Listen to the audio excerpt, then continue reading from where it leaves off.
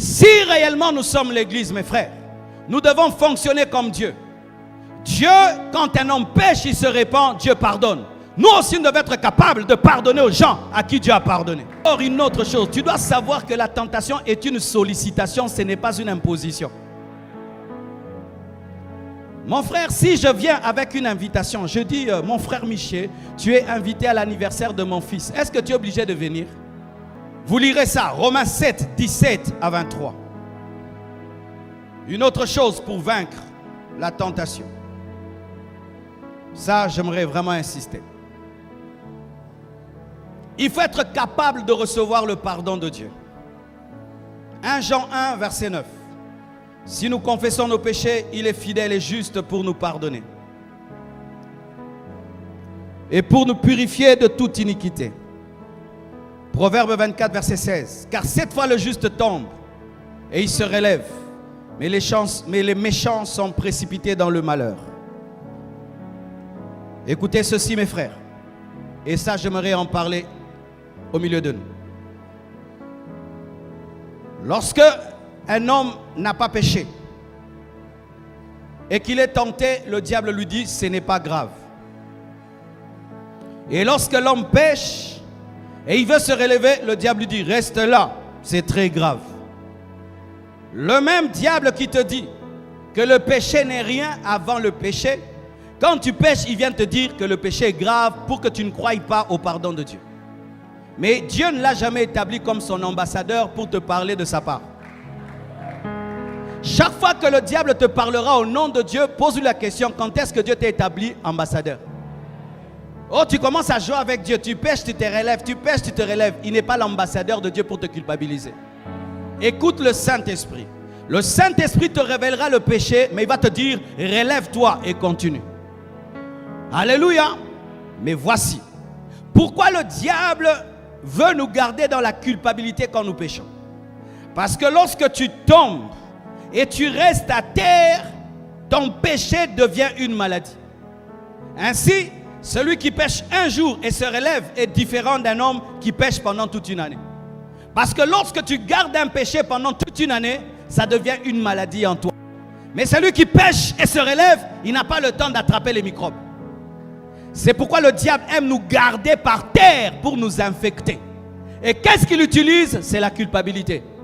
Il te dit quoi? Comme tu as péché une fois, pêche encore 2 fois, pêche encore 3 fois. Si tu as péché pendant 1 mois, pêche pendant 6 mois. Et si tu as péché 6 mois, pêche pendant 1 année. Et comme tu as péché 1 année, pêche pendant 10 ans. Et puis tu vas en enfer.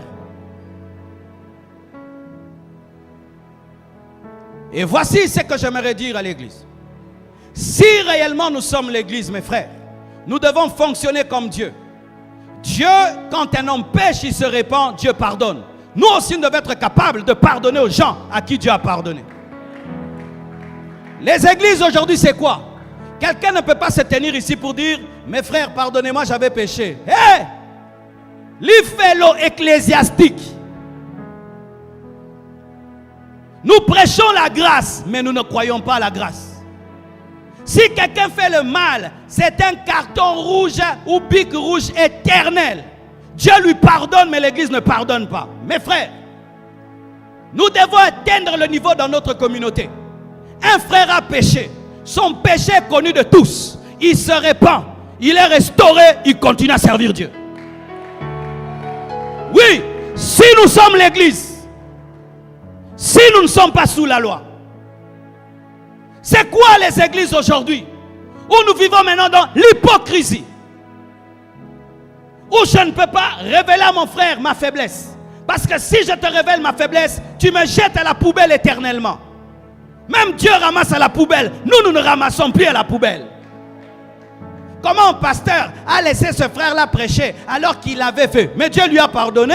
Dieu lui a pardonné, Dieu l'a restauré, Dieu l'a rétabli. Si toi tu étais Dieu, jamais Paul n'allait devenir apôtre. Si toi tu étais Dieu, Pierre n'allait plus redevenir apôtre. Toi tu avais régné Jésus, toi, Pierre, non, tu ne prêches pas le jour de la Pentecôte. Qui a prêché le jour de la Pentecôte? Qui a prêché? C'est celui qui avait régné Jésus. Et lorsque Jésus ressuscite, il dit ceci à Marie de Magdala: allez dire à mes frères et à Pierre que je le précède en Galilée. Précision sur celui qui est culpabilisé. Nous sommes sous la loi et nous sommes en train de tuer des hommes. L'église est devenue la seule armée qui tue ses malades, qui tue ses blessés. C'est pourquoi nous avons des fausses relations. Des relations où nous ne nous présentons que dans notre force. Jamais nous ne partageons nos faiblesses entre nous. Parce que si j'ose te dire ma faiblesse, tu vas me jeter à la poubelle. Quand est-ce que quelqu'un ne peut plus être rétabli? C'est lorsqu'il persévère dans le mal. Si quelqu'un persévère dans le mal, on ne le rétablit pas. Mais vous mettez quelqu'un sous discipline, il se répand. Vous lui dites 2 ans de discipline, il abandonne, il est soumis, il vient à l'église et puis il change. Mais après 2 ans, donnez-lui la chair. Mais oui, parce que Dieu lui donne la parole, donnez-lui la parole. C'est pourquoi vous remarquez que les témoignages sur la conversion se sont estompés dans les églises. Avant, dans les églises, les sœurs venaient ici. Alléluia mes frères, alléluia. Moi quand j'étais dans le monde, j'ai avorté 10 fois. Et puis Jésus m'est apparu, j'ai arrêté. Je me suis converti. Oh, alléluia. Et demain un frère va l'épouser. Maintenant, frère, tu veux épouser la sœur là qui a 10 fois. Peut-être on a enlevé même la matrice, frère. Il faut t'aimer un peu quand même. Toi tu vas te jeter vraiment. Regarde-moi des frères Moïse. Où nous sommes dans l'église, où nous sommes sous la loi. Un homme de Dieu fait le mal, c'est le mal. Mais s'il se répand et Dieu le restaure, il doit continuer à servir Dieu. Ce n'est pas toi qui l'as appelé. Ce n'est pas toi qui l'as appelé. Ce n'est pas toi qui l'as appelé. L'église ne fait que jeter des vivants. Nous jetons des vivants. Alors que dans les hôpitaux, on attend que tu meurs pour t'enterrer. Nous nous enterrons déjà. Non,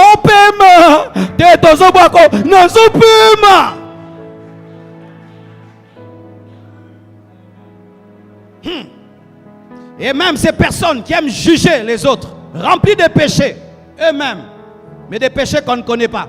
Ce n'est pas parce que tu jettes la pierre contre la femme qui est tombée dans l'adultère que toi tu ne commets rien. Son péché est connu, mais le tien est caché, mais c'est toujours un péché devant Dieu. C'est pourquoi Jésus a dit, celui qui n'a jamais péché, qui lance une pierre.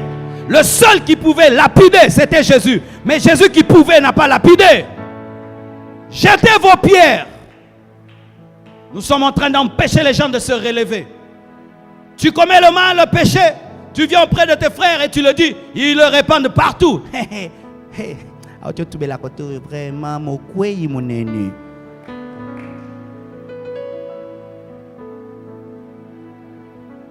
Toi qui as caché le péché d'un frère, que Dieu te bénisse. Toi qui as caché le péché d'un frère, que Dieu te bénisse. Toi que Dieu a béni avec une sagesse pour cacher le péché des frères, que Dieu te bénisse. Tu seras grand, tu monteras et tu monteras. Pourquoi? Tu es la manifestation de Dieu. Tu as le caractère de Dieu. Le premier caractère de Dieu, c'est l'amour. Arrêtons de condamner les personnes que Dieu a justifiées. C'est pourquoi vous voyez les frères maintenant, avant de se marier, tu es vierge, et toi tu es chaste. Hein? Frère, mon loukiba vierge, yosa chaste. Hein?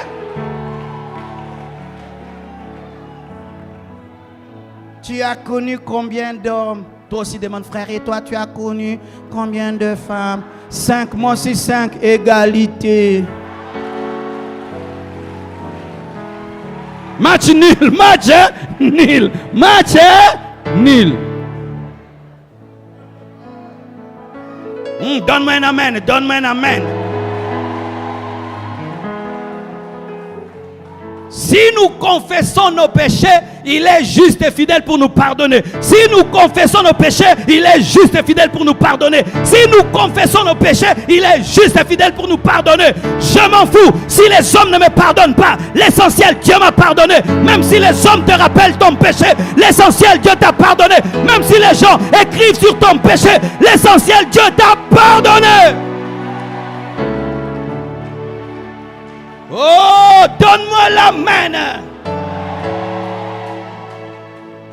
Lorsque Paul est venu vers l'église, l'église a refusé de le recevoir. Il fallait des médiations pour qu'il soit reçu. Même les apôtres ne comprenaient pas. C'était progressif en eux, jusqu'à ce qu'ils comprennent la grâce de Dieu. La grâce de Dieu est très difficile à comprendre, mes frères. Mais regardez la grâce de Dieu. Qui est la mère de Salomon? Bathsheba. Qui est Bathsheba? C'est la femme d'Uri. Qui est la femme d'Uri? C'est la femme du garde du corps de David. David a tué son mari pour l'avoir. Mais là quand même, la grâce est entrée, Salomon est né. Parmi les ancêtres de Jésus, il y a Ruth, la Moabite. Les Moabites sont nés des relations incestueuses entre Lot et ses filles. Mais c'est là que la grâce de Dieu est passée. Parmi les ancêtres de Jésus, il y a des Moabites, des femmes qui sont sorties de l'inceste. Il y a Salomon qui est sorti de l'adultère. Non pas que Dieu encourage le mal, mais là où le péché abonde, sa grâce surabonde. Alléluia. Faites très attention avec la grâce de Dieu. Faites très attention. Lorsque quelqu'un a péché, il a demandé pardon et il a abandonné, Dieu est avec lui. Même si tu ne comprends pas, Dieu est avec lui. Même si ça ne te plaît pas, Dieu est avec lui. Même si tu ne le veux pas, Dieu est avec lui. Et toi qui es culpabilisé, tu n'as pas besoin de sentir pour croire que Dieu t'a pardonné. Tu n'as pas besoin de vision pour croire que Dieu t'a pardonné. Tu n'as pas besoin d'émotion. Tu as besoin de la foi. Tu as besoin de la parole. Je n'ai pas besoin d'une vision, ni besoin d'émotion pour croire que Dieu m'a pardonné. Donne-moi la main, je vais te parler. Si un prophète vient te prophétiser ton péché que tu as abandonné, Dieu ne l'a pas envoyé, parce qu'un prophète ne peut connaître ce que Dieu ne connaît pas. Parce que quand Dieu pardonne, Dieu oublie. Comment toi, prophète, tu viens me dire ce que Dieu ne connaît pas? Ça, c'est l'esprit de culpabilité, c'est l'esprit de condamnation. Ce n'est pas l'esprit de Dieu, parce que Dieu ne peut pas me rappeler ce que j'ai abandonné. Donne-moi la main. Hey. Écoute ceci, mon frère. Des fois, tu énerves Dieu en demandant pardon pour quelque chose que Dieu a pardonné. Tout le temps, tu pleures, pardonne-moi. Et puis Dieu te dit quoi? Les péchés d'il y a 10 ans.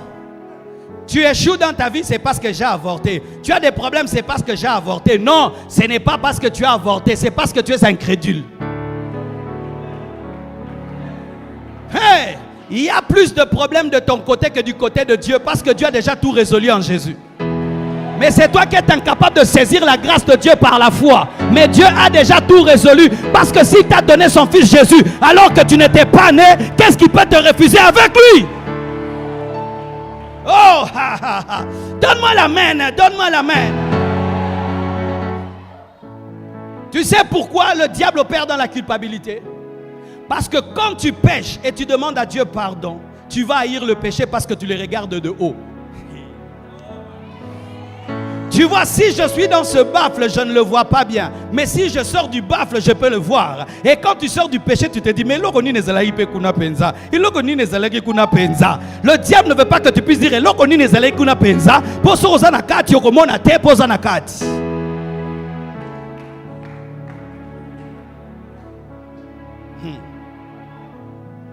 j'ai 44 points, je ne suis qu'au 7e point. On fait comment? On fait comment, Bandeko?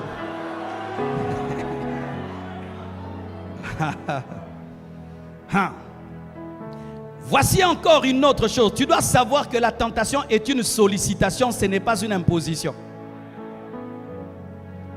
Mon frère, si je viens avec une invitation, je dis, mon frère Miché, tu es invité à l'anniversaire de mon fils. Est-ce que tu es obligé de venir? Tu peux me dire, pasteur, je suis honoré par ton invitation, mais j'ai une répétition de piano. Et puis je vais dire, pas de problème, alors je vais chercher quelqu'un d'autre qui va remplacer Miché. Lorsque tu es tenté, c'est une invitation à aller à la fête du diable. Tu n'es pas obligé. Tu peux lui dire, le diable, j'ai beaucoup de choses à faire, je dois prier, je dois jeûner, je dois prêcher l'évangile. Et il va chercher quelqu'un d'autre. Mes frères et sœurs, la tentation n'est pas une convocation, c'est une sollicitation. Parce que quand tu es convoqué au tribunal, tu dois aller. Mais quand tu es tenté, tu ne dois pas aller. Tu n'es pas obligé. Tu peux ou tu ne peux pas. C'est pourquoi on appelle ça tenter, essayer. La tentation frappe à la porte. Tu peux ouvrir ou ne pas ouvrir. Tu es libre. Dis, tu es libre.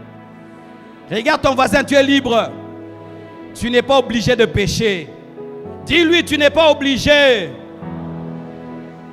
J'entends des gens qui me disent ça. Oh pasteur, je me prostitue parce que papa est mort. Maman est morte. Nous mourrons de faim. C'est pourquoi je me prostitue. Ok. Est-ce que tu peux boire le poison parce que tu as soif? Tu peux manger le poison parce que tu as faim? Mais pourquoi alors tu te prostitues? C'est parce que tu ne sais pas que c'est le poison. On n'est pas obligé de pécher. Vaut mieux mourir que pécher. Vaut mieux mourir que pécher. Vaut mieux mourir que pécher. Je vais te le démontrer. On te met dans une chambre avec une bouteille d'eau remplie de poison. Est-ce que tu la boiras? Tu vas mourir de soif, n'est-ce pas? Mais tu ne boiras pas. Pareil aussi. Si devant c'est le péché, derrière c'est le péché, à gauche c'est le péché, en haut, en bas c'est le péché, meurt. Ndeko Koufa.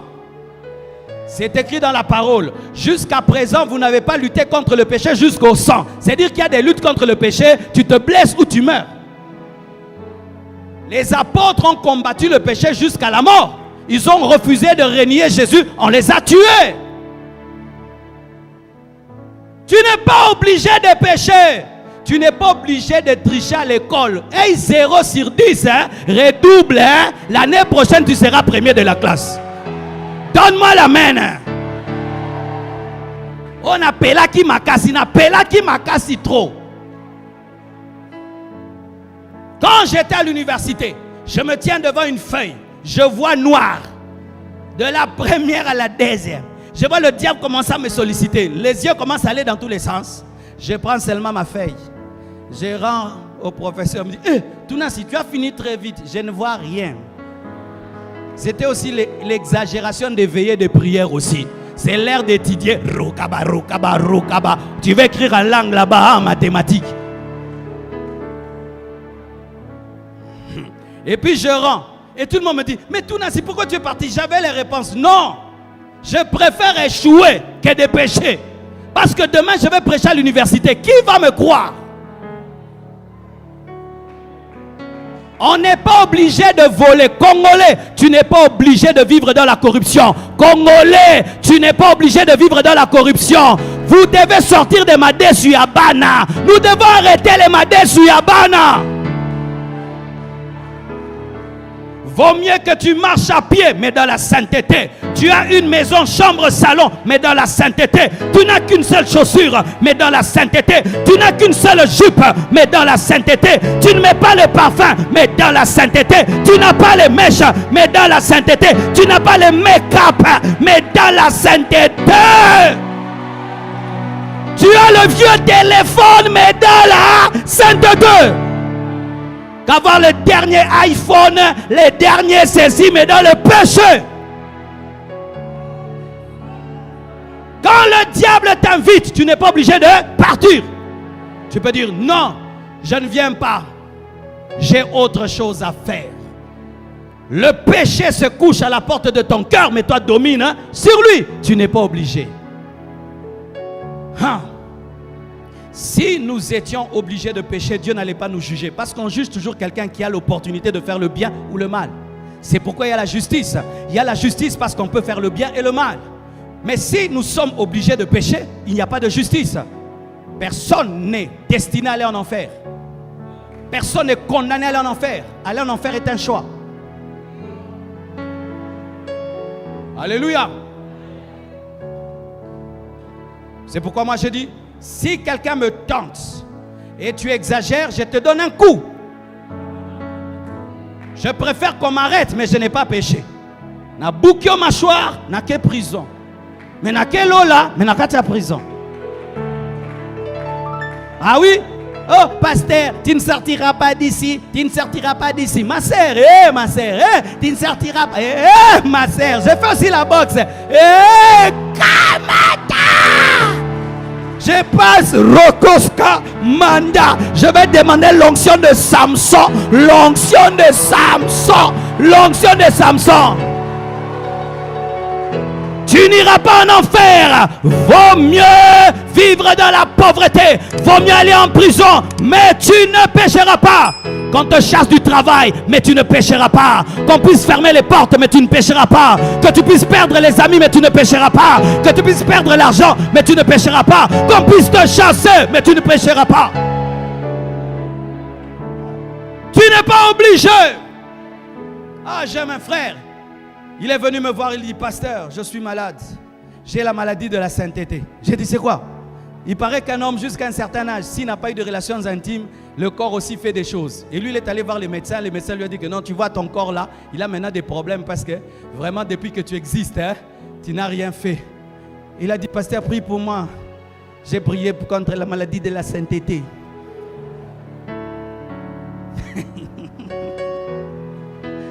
Ma maladie a bien. Obanginzam, obeli.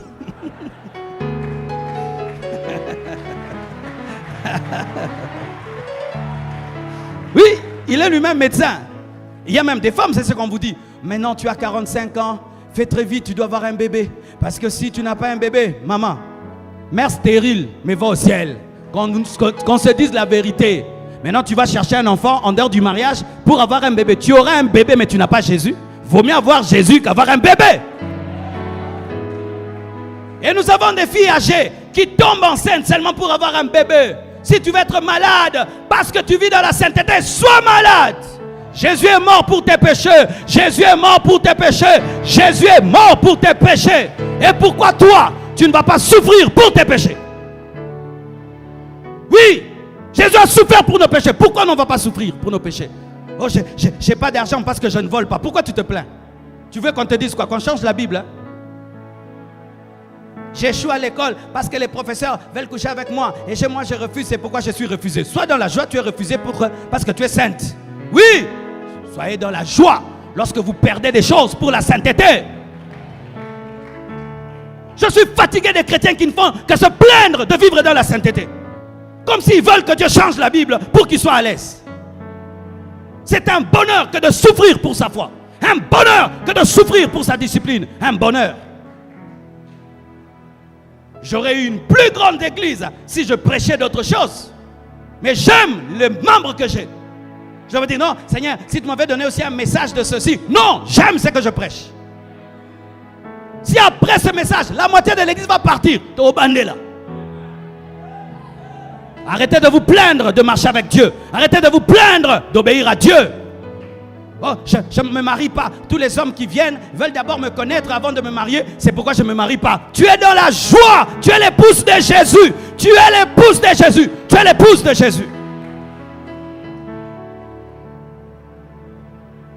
Si tu atteins ce niveau-là, mon frère, tu vas conserver la sainteté.